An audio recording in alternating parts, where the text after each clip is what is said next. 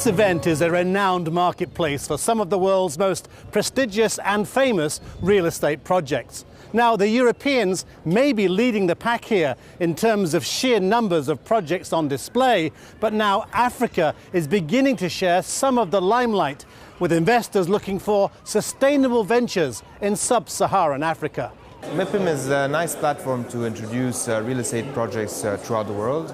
And MIPIM hasn't had a lot of focus on Africa, and actually barely had any focus on Africa. So we felt that it was a good time to start bringing some African projects to MIPIM, so we can start introducing it to the world, basically. Sub-Saharan African economies have finally got to the point where there's a little bit of order, slightly more transparency. The whole continent is gaining momentum as an investment destination, although some pockets are better than others, and I think it's absolutely perfect time.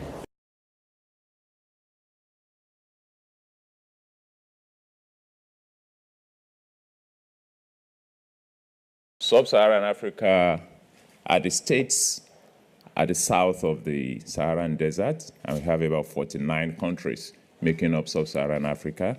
It covers about 1/5 of the whole world, that's the whole Earth's surface.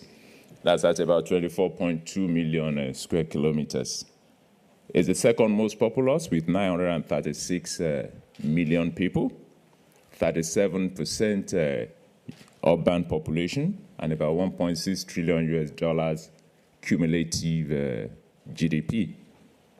The GNP is 1,657. In perspective, this is the size of Africa.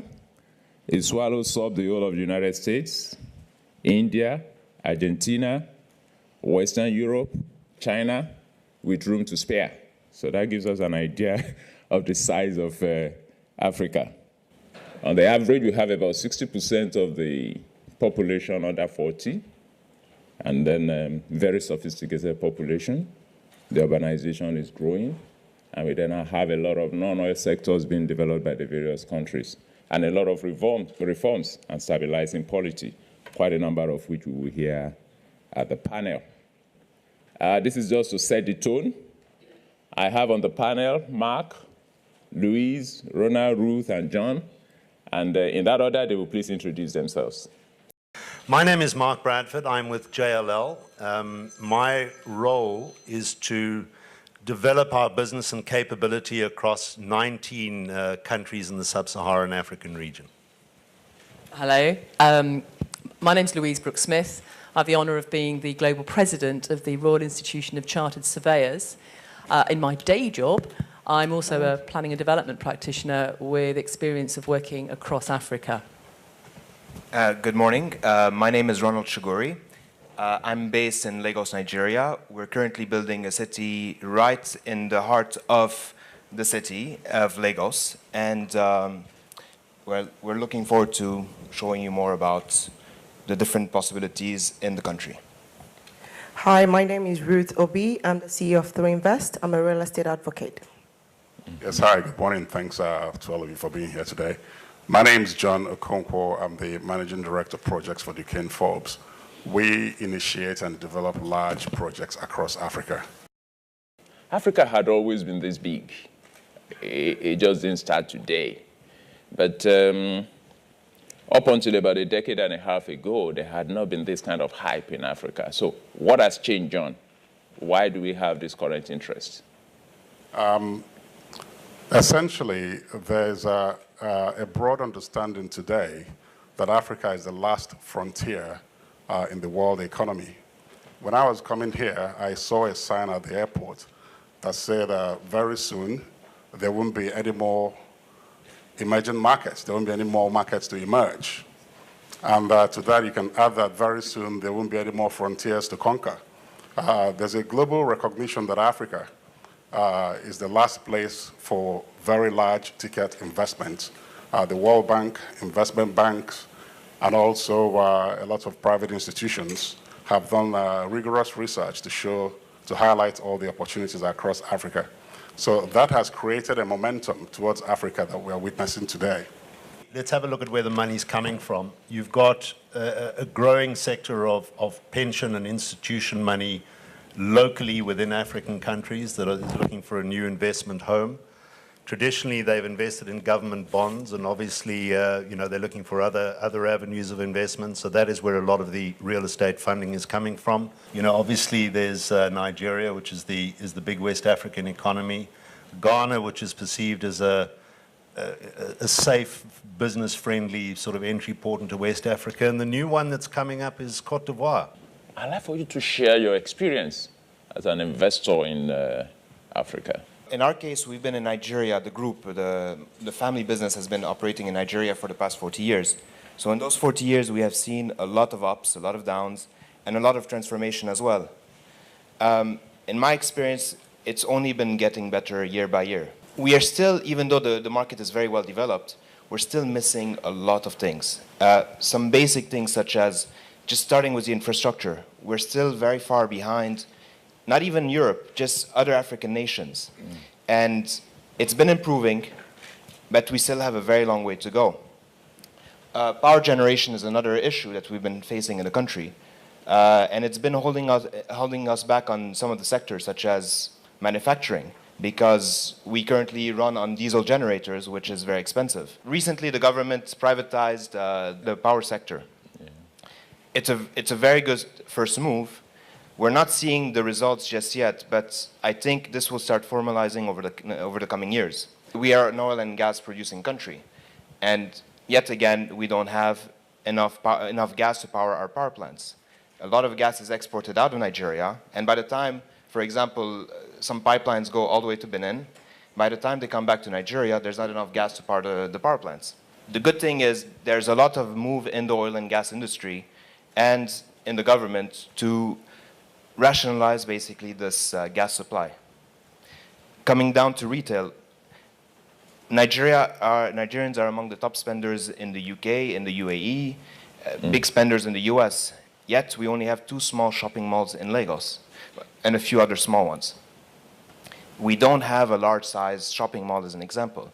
And a few more are coming online, and they're always filled up, they're always leased out completely. And we've been noticing a lot of interest from foreign retailers who want to come in to Nigeria, but what's the main challenge? They can't find enough space. So on a real estate point of view, it's a very positive point.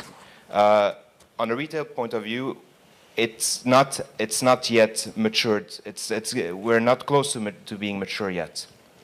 Thank you. Yeah. Thank you.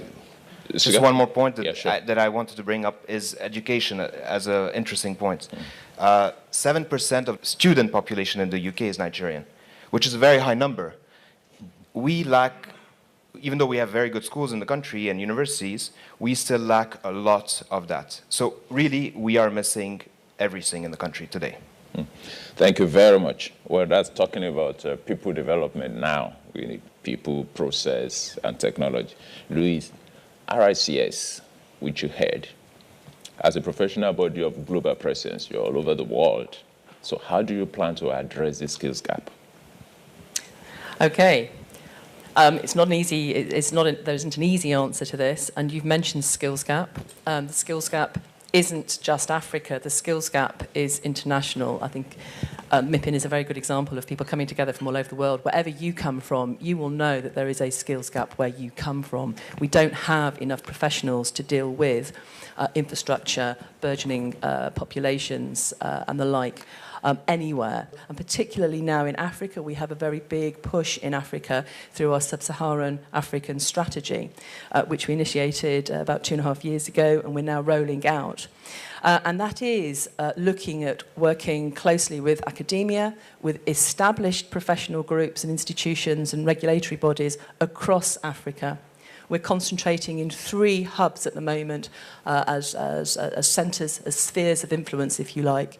But it's very much a collaborative approach, and it's all to do with increasing the number of professionals working in the built environment, but particularly in the construction and infrastructure world, so we can address the needs of Africa. Let's start with the retail, which everyone is talking about because of the growing middle class. I believe that we don't have enough retail spaces, especially in West Africa, with Nigeria as a case study here today, because that's where I operate. Having 2 existing Ikeja and the Palms, yes, and a few upcoming, about 6. We have about 85,000 square meters of retail spaces coming up in Nigeria, which is good, at least by the end of 2015. And I think that's only been driven by the growing middle class and the huge population of over 170 million people in Nigeria. And we'll also look at another asset class is the hospitality subsector. When you look at that, what's driving that is the increased foreign investors. You look at the likes of Hilton, Marriott, and Starwood's brands that are all existing right now in Nigeria. And you also look at the REIT asset class. Nigeria has got only 4 existing REIT. UPDC has got 50% of that. I think last quarter, 2014, the HMK tried to launch a REIT, which they are still either in the market or so, which would have contributed to about 25%, with the other 2, which is a Sky REIT and the Union Homes, which have been existing. But the most active one is the UPDC. And what do we need from investors? We need the quality assets to invest in, because for you to set up a REIT, you need to have the right returns for that.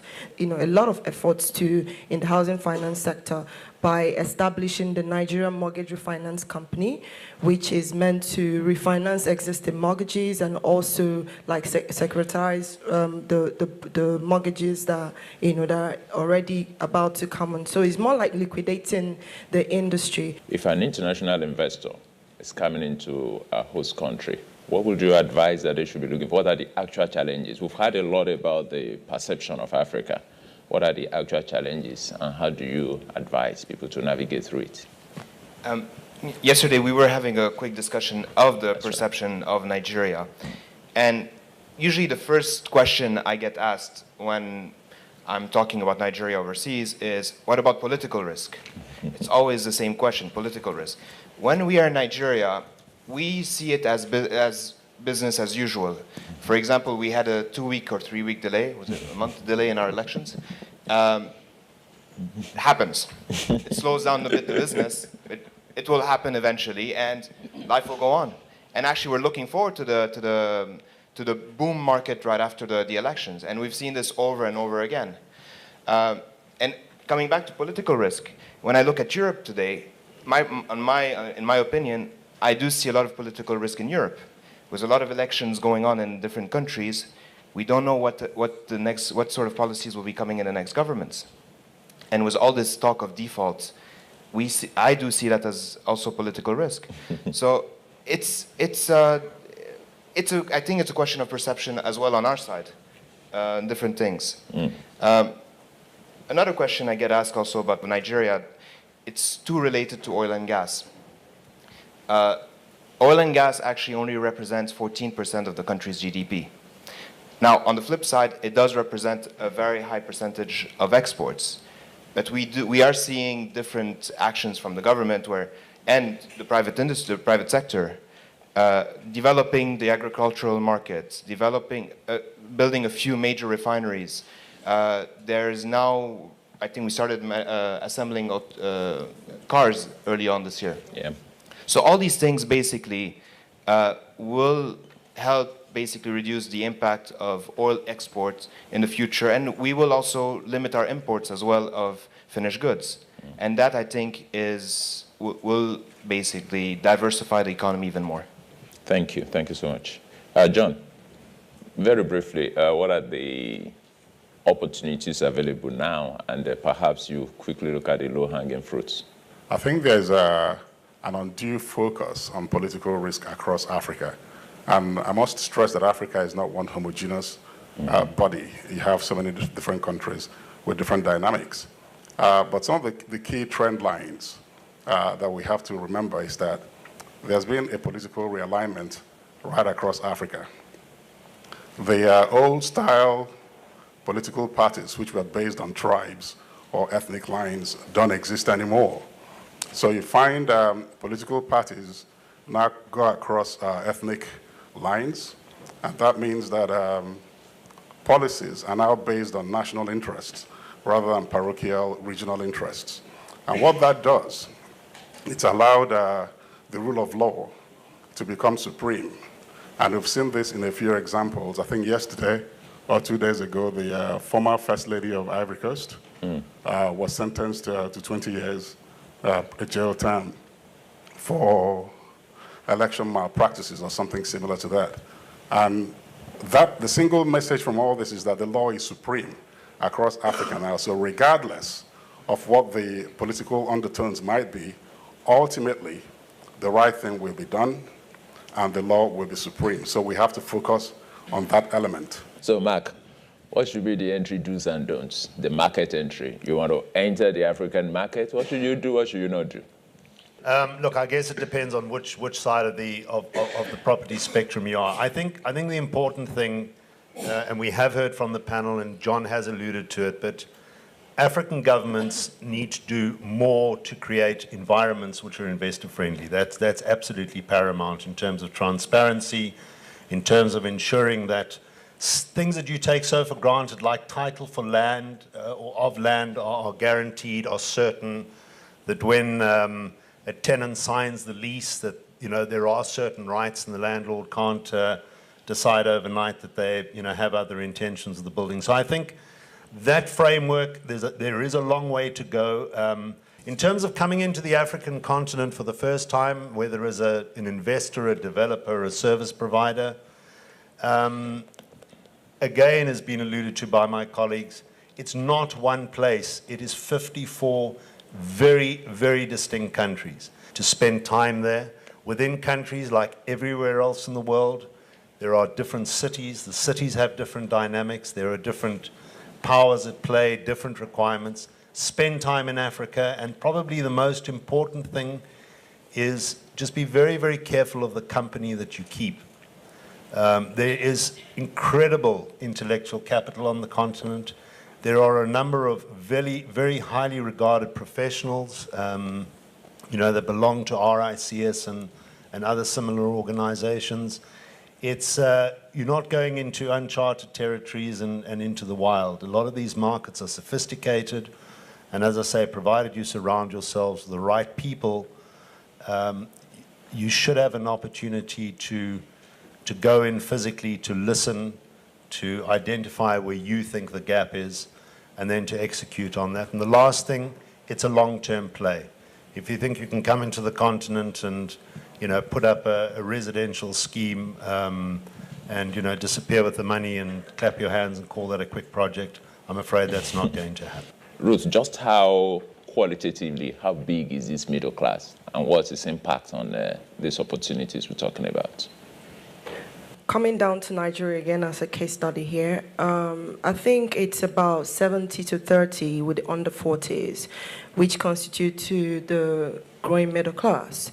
And obviously that's why the boom in the commercial space, especially the retail and the e-commerce, it's actually very, very interesting right now. But what needs to be done is this middle class needs quality education. We need good educational reform, so they need to be trained properly. That's why I was discussing with Louis yesterday, I was like, we need rigs to be present in Nigeria, especially because, it's a very, very large population, and a lot of people want to play in the real estate space, but you see a lot of quackery. You see a lot of people, because they don't understand what to do. Our university systems don't take real estate as a course. The easiest you can do is estate management. As a lawyer, I studied land law, and that's to know about the legal aspect of land.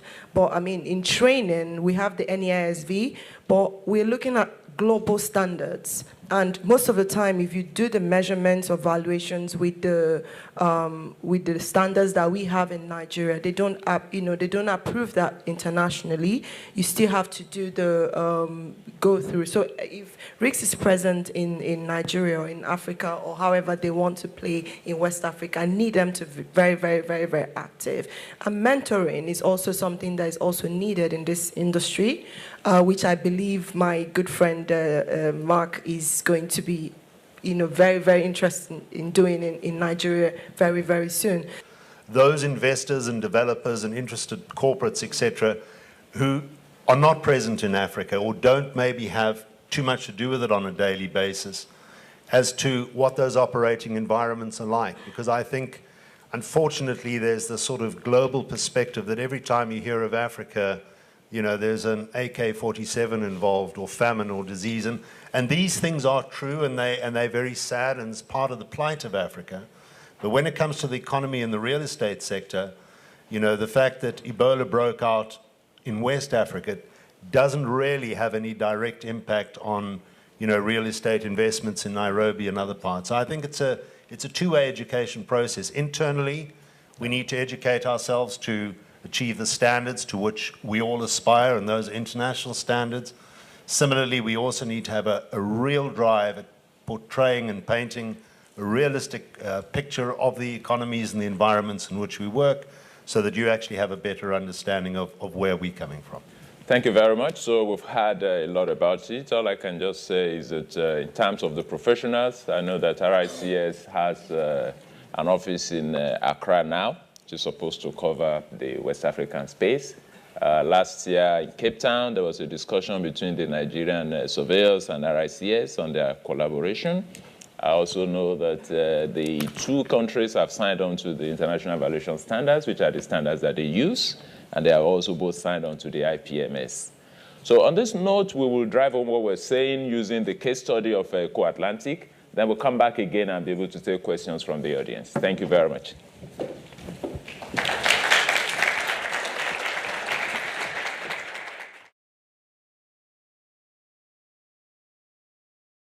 I hope that you enjoyed the intro on Africa as a continent as a whole, and well, every country is quite different. My main area of knowledge, again, is Nigeria, so there will be a focus on that, as well as Lagos, and eventually an introduction to our brand new city, Eko Atlantic.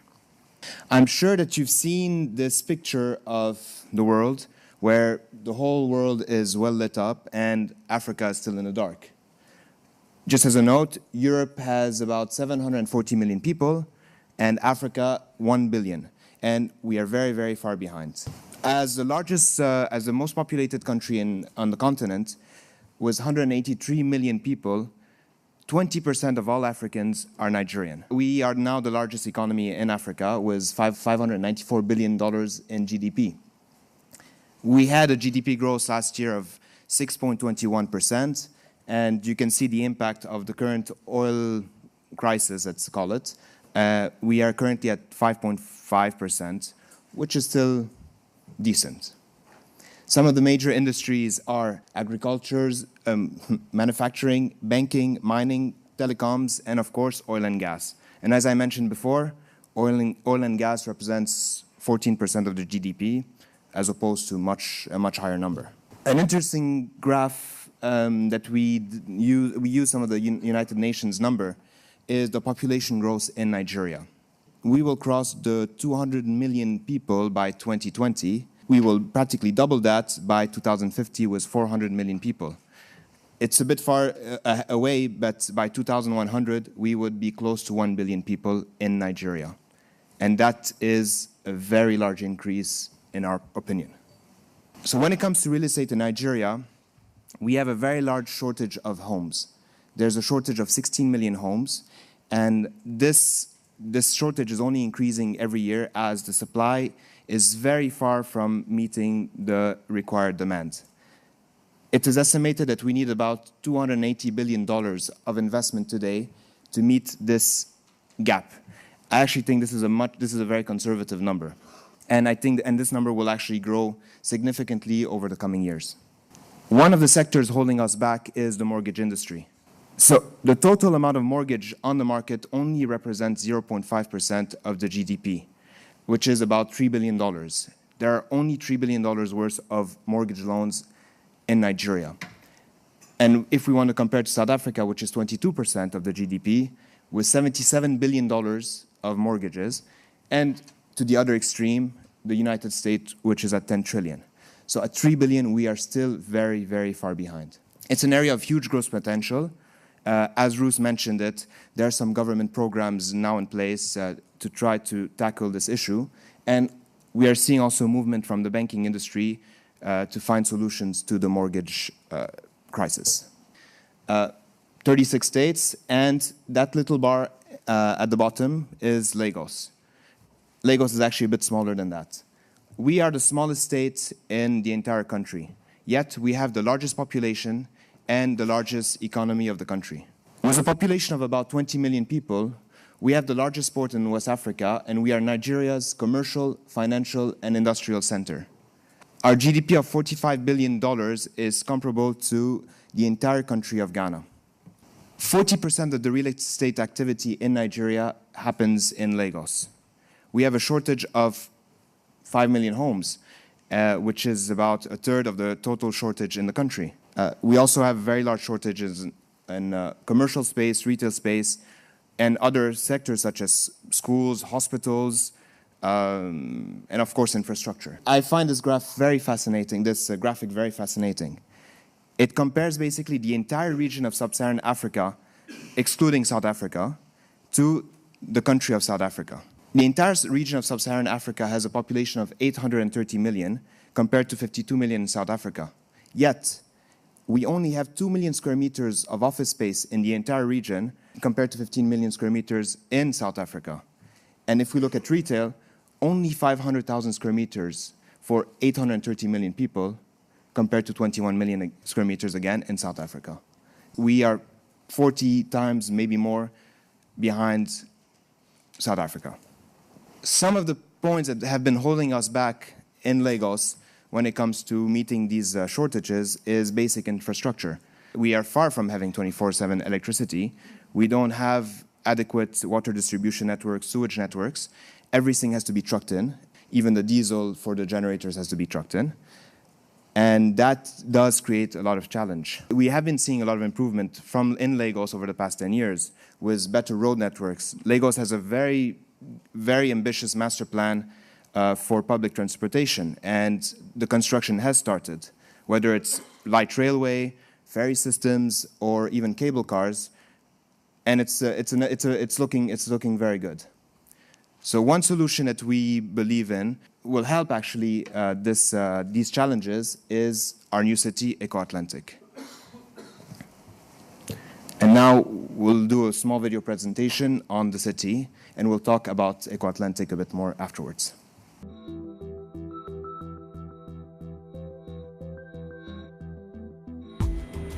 An entire coastal city is emerging, adjacent to Victoria Island in Lagos, Nigeria. An impressive answer to the chronic real estate shortage in the world's fastest growing megacity.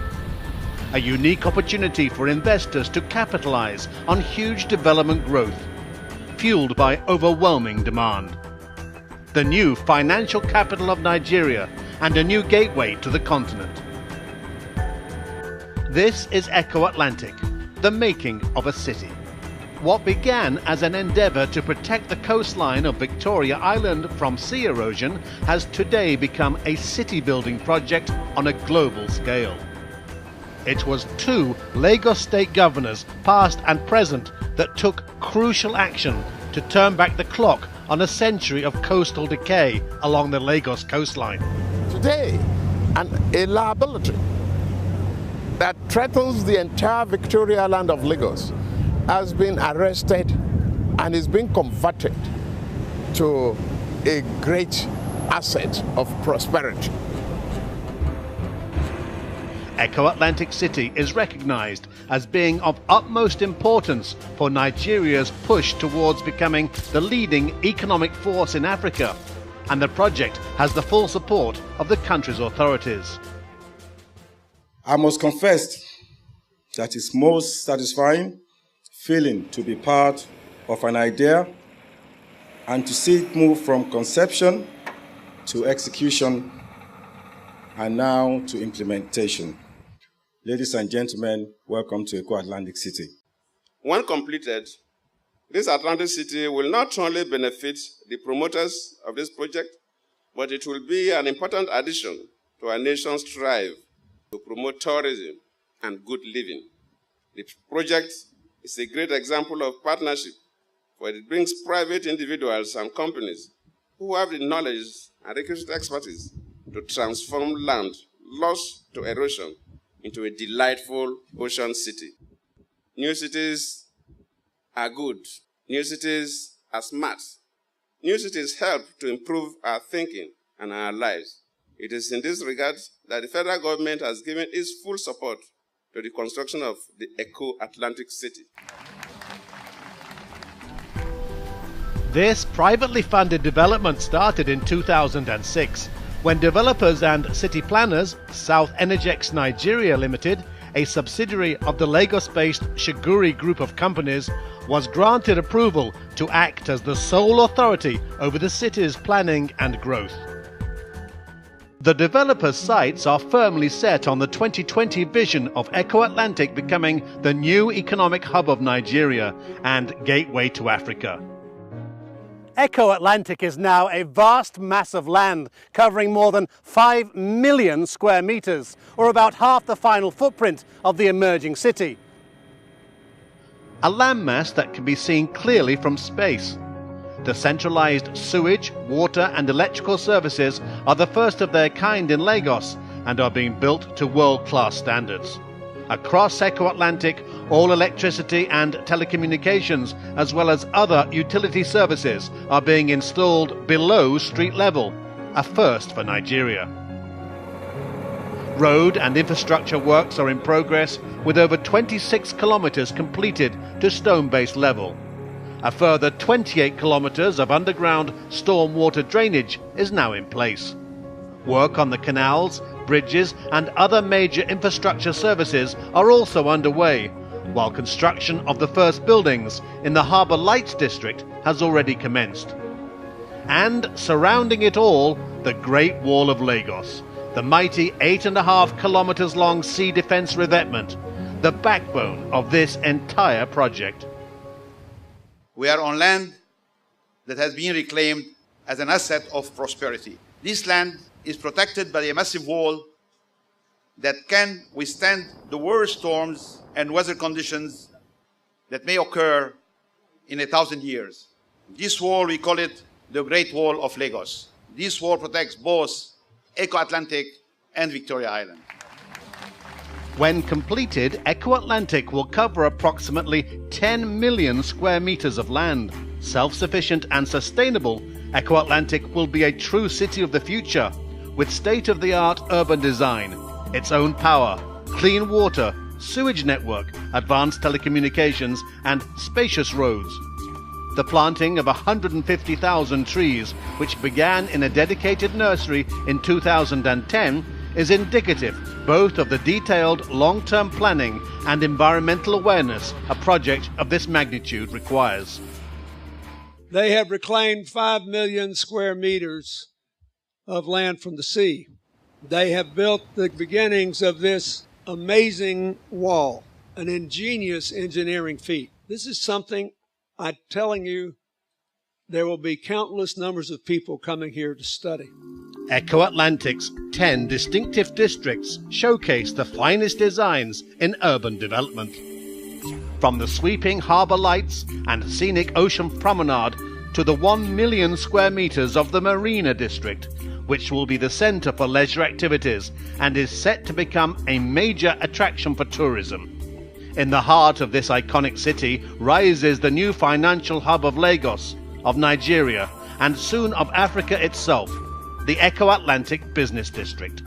700,000 square meters of prime real estate where international business will get done. From stunning waterfront apartments and a magnificent shopping mall to a world-class international school and hospital, Eko Atlantic is built to succeed on every level. Although it is not finished, it is already a success story. The road that was lost to the sea is back and is now motorable. The buildings that were deserted are now occupied. Property values have been restored and multiplied, and more buildings are springing up in anticipation of the opportunities that lie ahead. With the development of Eko Atlantic's first residential and commercial estates underway, local and international property investment is already shaping the progress of this unique city and revealing its potential. As Lagos continues its unstoppable trajectory towards becoming a new financial centre of Africa, Eko Atlantic opens unprecedented opportunities for tapping into the wider potential of the continent as a whole, widely recognized as the foremost global investment horizon of today. Brent Sadler, Eko Atlantic, Lagos, Nigeria. So Eko Atlantic, 10 million square meters of reclaimed land off Lagos, Nigeria, off the business district of Lagos, Nigeria. We are expecting that by the time it's completely built, there will be 250,000 residents and 150,000 commuters. It is 100% privately funded and, well, was no government funding basically. And Eko Atlantic was last year registered a free zone. Free zones will allow for easy registration, tax and investment incentives, duty exemptions, as well as 100% repatriation of capital, profits, and dividends. So this should help make it a beautiful platform, an easy platform to come in and invest and set foot in Africa. Eko Atlantic, as you can see, it is attached to Victoria Island, which is the current business district of Lagos.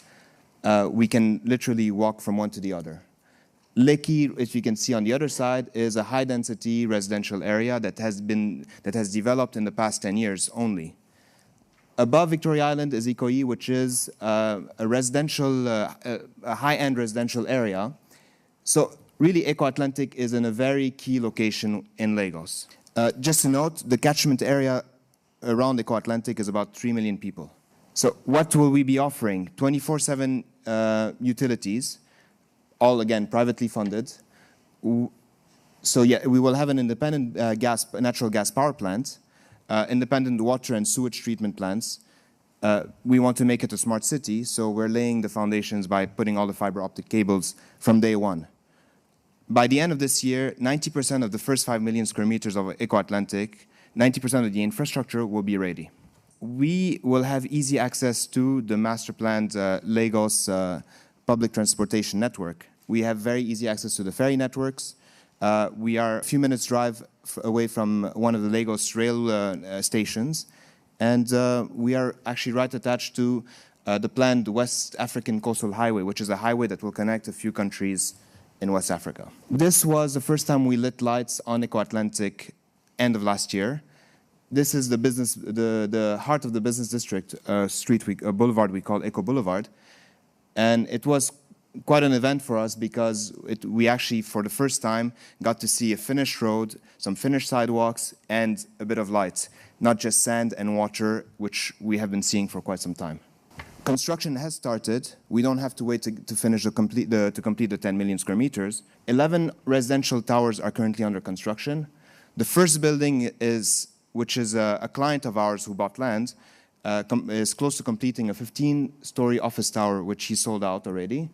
We are promoting a 2,000-student international school to be sort of an anchor to the city, and it's, of course, very well needed in Lagos.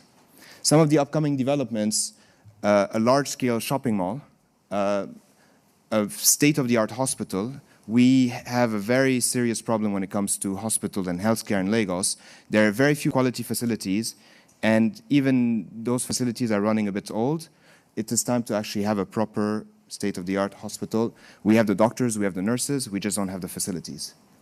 We will soon be launching as well the business district, where we want to attract various headquarters, and we also want to provide very high-quality office space for any companies wanting to set foot in Africa. A quick view of the master plan. Various districts are master planner actually happens to be in this room.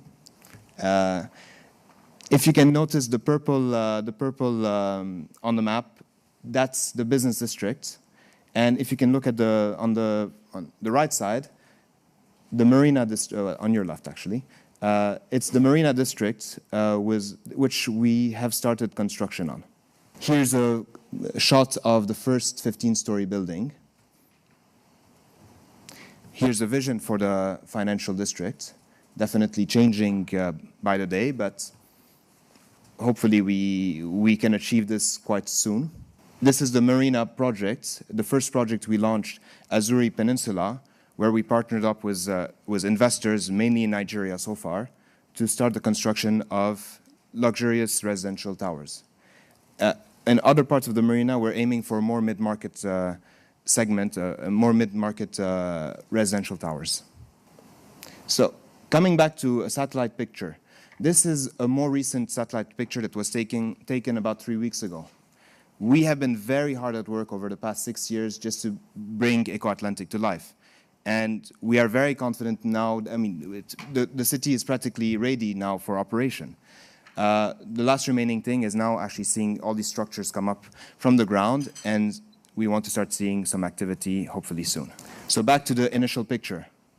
There was an interview with a former French finance minister on a French national TV a couple of weeks ago. And he said something quite interesting.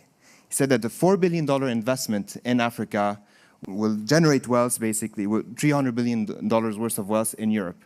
I'm not sure how he came up with this calculation. It sounds quite wild, but it sounds good. So hopefully together we can help make Africa shine, and of course, make some great returns along the way. Thank you very much.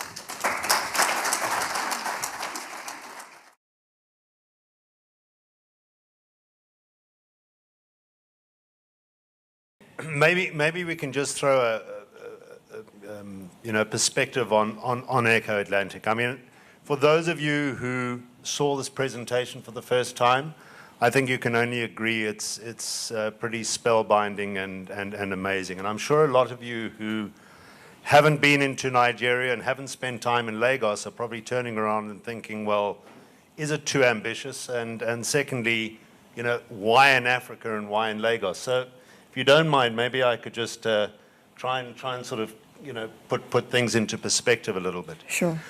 I think the first thing is that you can go into any real estate boardroom anywhere on the continent, and those tables are very, very quickly going to be filled with plans of rather ambitious schemes like Eko Atlantic.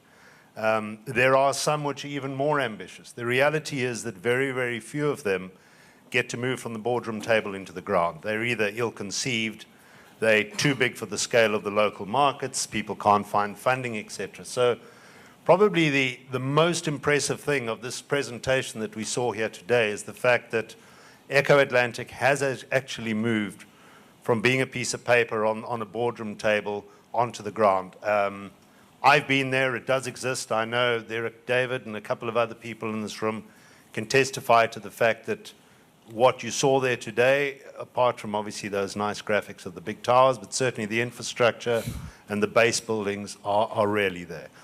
To answer the question about why Lagos, Lagos is on its way to becoming one of the world's mega cities. It is certainly the largest city in Africa. The official population statistics are 13 million. You will notice just listening to everybody how population figures actually vary. I don't think anybody's got a real handle on it. But officially 13 million is the population of Lagos. Local people, as Ronald alluded to, will probably tell you it's closer to 17 or 18 million. A lot of people. If you're going to judge it on a population basis, it's the 15th most populous city in the world. So it's big. It does have scale. You've also heard from everybody that infrastructure can't cope with the size of the city. Traffic jams are absolutely everywhere. You've heard about the diesel and the lack of electricity. All of that is real.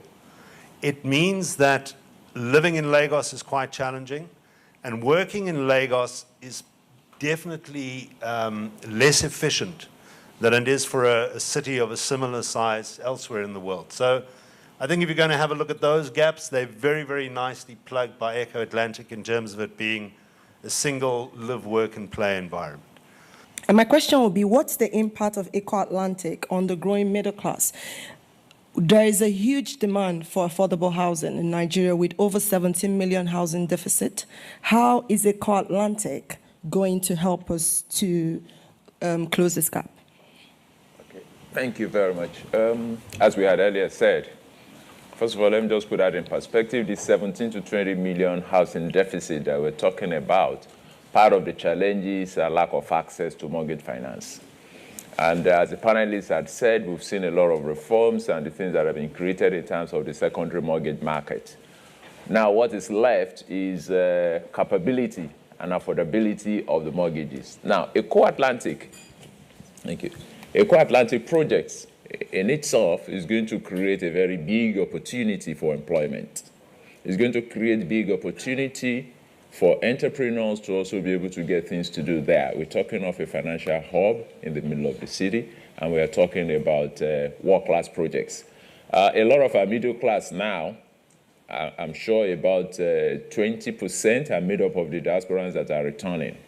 The generation of children that went abroad have decided that they want to come back home and build back home. So they are coming. Now, that also means that the Eko Atlantic project will have some quality people to work within it and then generate enough income to light up Europe and light up Africa, because that money will increase their capability to afford the mortgages we're talking about, and that will help with the investments in the housing sector as well. When you have a project like Eko, or how do you go about raising the money for it? What's your first stop? I mean, you just call markup, or, I mean, do a global roadshow, and maybe if you can also touch on the growing role of private equity in Africa, please. Ronald. So it's actually a really good question, and it's a challenge we've been facing, and we've seen different aspects of it. There's two aspects of it. First of all, we do sell land to developers, to sub-developers, basically, and we've done relatively well. We have, as Eko Atlantic, blocked a few areas that where we want to control the development so that we can push it faster, and there are some key developments such as the shopping mall, the school, the hospital. These we do want to keep a certain control at least to see them happening. So coming back to investors, so far the majority of investors we found is in Nigeria. So the construction you see in the marina, it is so far 100% Nigerian funded. We created a company and where we partnered up with the investors to start a development on a certain large scale. We are, however, interested in now going overseas and attracting a know-how and expertise as well when it comes to investment. We have talked to JLL, and the conversation has started as JLL just moved into the market. It's tricky. It's a bit tricky because mixing the right expertise, for example, I'm talking mainly retail, hospitals, it's finding the very right operating partner, as well as investors who don't want to just milk the project and who do believe in a long-term vision. They don't want to just exit after 3 years, make their 30% IRRs, and leave us hanging in the dust. We have investors interested in that aspect, and we have we have shied away, let's say, from that approach because we do look at the long-term impact on those sorts. So we are starting that approach through companies moving into Nigeria, such as JLL. Yeah, thank you, Ronald. I would be interested to know how the environmental issues were addressed, because the lagoon was filled, and you mentioned also energy issues. Yeah, I would like to know a little bit more about it. Thank you. Very good. When it comes to environmental, the first thing I would look at is power generation, as it is quite hydrocarbon consuming. Today, the way we run diesel generators, every home that can afford that has diesel generators, they run very inefficiently. They run probably 3 times not as efficiently as a proper power plant, and they don't burn cleanly as well. So just shifting away to natural gas power plant, and eventually as we expand to a combined cycle gas power plant, we will have a much, much more efficient electrical system. When it comes to water treatment, we are looking at some of the latest technologies when it comes to that. That's more on the consumer side. But then when consumers do consume their water, it goes into sewage. And that's also an issue we have today in Lagos, where the sewage capacity, the sewage treatment capacity is not there. So, and it's not that expensive. That's the most interesting part about sewage treatment. And it's not that big in terms of size, as we are finding out. And it has a huge impact, because treating water, we can then get gray water, which we can reuse for irrigation, or we can use for district cooling, as an example. And we're currently looking at the two options. But all the water that is actually sent back into the canal is to the levels, to any international levels. And that also helps on the environmental side. One last point, because you mentioned green building. It is a topic we have a lot with our architects. How do we design the most energy efficient buildings? It is challenging sometimes to get LEED certified, let's say platinum. We can forget about it today. We don't have all the recycled materials on the market today to meet all those, to fill up all the points. But we can reach a certain level where buildings are much more efficient than the way we previously have built them, whether it's for cooling and for, especially for sun glazing and all that aspect of it. So we are looking at it. We are trying to find solutions. We are following what's happening around the world, and hopefully, when it comes to cost, it becomes as cost competitive as normal, or even more cost competitive than traditional construction. I live in Lagos as well, and one of the greatest achievement I've seen so far of the Eko Atlantic City project is that Great Wall of Lagos. I pass through that road every day, morning and evening, and now we're no longer afraid when it rains, because we don't have the ocean surge again, you know, and that's been very good. And every December now, I think the last one was the 3rd edition, we now have the Lagos Countdown. The Lagos Countdown, you know, and it's always a very beautiful place. We had 3 million bottle tree, this last one, you know, and all those were created because of that Great Wall, you know, which had put the ocean where it belongs. Thank you. Let me just add one point to add to that. Just to put the context, in 2005, Lagos was being completely flooded and completely eroded. Some of the roads, on the coastal roads on Eko Atlantic, were completely underwater, and it was actually very scary.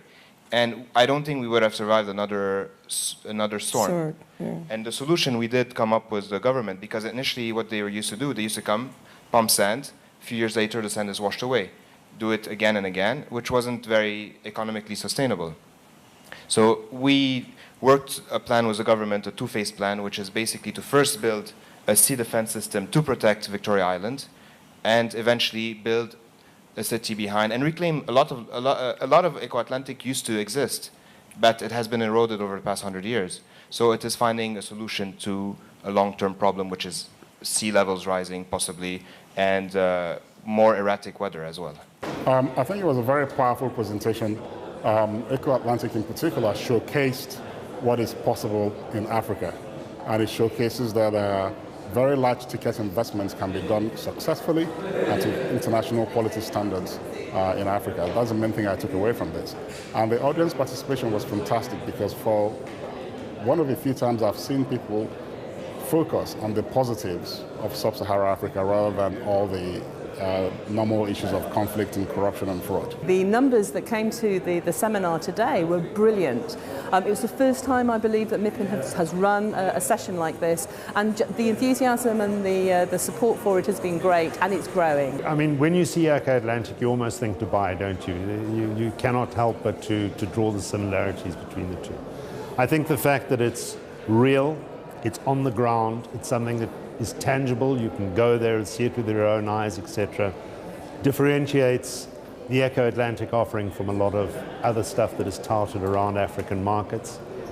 I also think that for a lot of people that were here today, it was pretty eye-opening to see the scale and the ambition of the project.